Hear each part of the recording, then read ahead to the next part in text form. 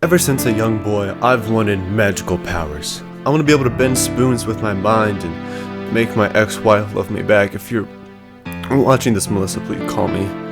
I wish I could do all the cool stuff that I've been seeing in movies my entire life, but I can't do any of that and it pisses me off! But all of that changed when I heard Danny Phelan's beautiful voice say those words that would change my life. Magic Club meets Thursday after school in room 346. Magic Club, hosted by Mrs. Olsen. I'm really hopeful that I can learn a lot from checking out this club and finally achieve my dreams of being able to cast magical spells, but to prepare for actually meeting the head of Magic Club herself, first, I met with some of Mrs. Olsen's pupils. So what is it like studying under Mrs. Olsen? It's really nice and interesting. She's a really good teacher. She didn't really teach me. My friends taught me how to play it. You think I could learn magic from her?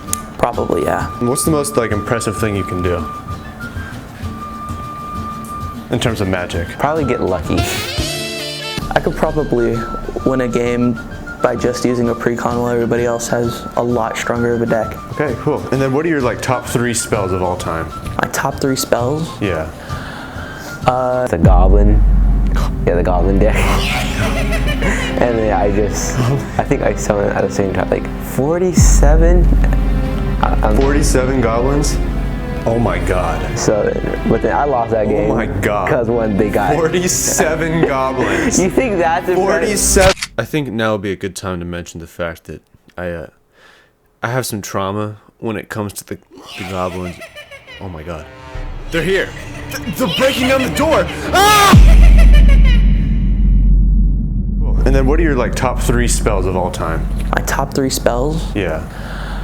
Counterspell, Dark Ritual, and Life from the Loam. Now that I had a better idea of the kinds of things that I'd be doing in Magic Club, casting dark rituals and summoning goblins, oh my god, sorry, give me a second.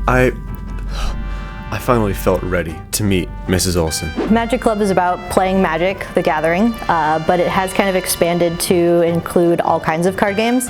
So sometimes we have Yu-Gi-Oh players, we've had Pokemon players, but for the most part it's a lot of Magic: The Gathering. And while talking with her, I was hit with the realization. We have usually about 4 people that show up, and so they put the tables together so we can play a 4-player game. But we have had as many as 8 or 10 people, and so we'll have different one-on-ones going on. When I first showed up and saw everybody using their cards, I'd kind of thought it was I don't know, like a ritual to talk to spirits or something. I wasn't really sure, but I was excited to learn, But talking with Mrs. Olsen, I kind of discovered the truth. That Magic Club wasn't actually about magic, it was about the card game. Magic: The Gathering. But that's okay. It's its own special kind of spell. The club is a small, close-knit group of friends who meet every Wednesday to have fun and play all sorts of card games that they're passionate about. I think my favorite part is just how many different ways you can play the game, how many different decks there are. There are literally tens of thousands of cards, so there's all kinds of combinations that you can make. No game is ever the same, even if you play the same decks. I think it allows students that like Magic to come in and play and know that it's something that the school supports. It's a fun game, it teaches a lot of good values technically, even if you don't come for that, it still helps with that. But I still left with a glimmer of hope. And then can you cast some kind of spell to bring my ex-wife Melissa back? Yes, actually, there are many. Wait, actually? Yeah. Let's go. This has been Henry Keeler reporting for the LHS Budget.